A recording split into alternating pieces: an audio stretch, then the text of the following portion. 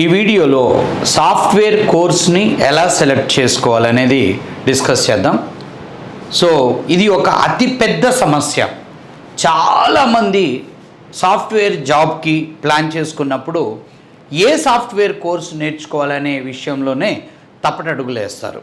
మీరు ఏదైనా software course నేర్చుకుందాం అనుకున్నప్పుడు ఫస్ట్ మీకు అందులో ఉన్న ఉద్యోగ అవకాశాల గురించి ఎంక్వైరీ చేయండి. ఫర్ ఎగ్జాంపుల్, మీరు డిగ్రీ ఆర్ ఇంజనీరింగ్ నిన్న మొన్న పాస్ అయ్యారు, 24, 23లో పాస్ అయ్యారు, లేదంటే 2-3 సంవత్సరాల క్రితం పాస్ అయ్యారు.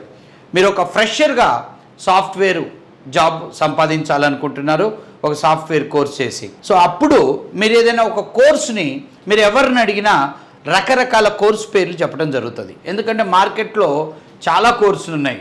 ఒకప్పుడు కొద్ది అంటే తక్కువ సంఖ్యలో కోర్సులు ఉండటం జరిగింది. ఇప్పుడు కోర్సుల సంఖ్య పెరగటం వల్ల ఈ సమస్య వస్తుంది. సో అప్పుడు మీరు ఒక కోర్సుని నిర్ణయించుకున్నారు, మీ సీనియర్సో మీ బంధువులో ఎవరో కోర్సు నేర్చుకోమని చెప్పడం జరిగింది. సో ఆ కోర్సులో ఫ్రెషర్ జాబ్స్ ఉన్నాయా లేదా అనేది మీరు దాని మీద విపరీతమైన ఎంక్వైరీ చేసిన తర్వాత మాత్రమే కోర్సు సెలెక్ట్ చేసుకోమనేది నా సజెషన్.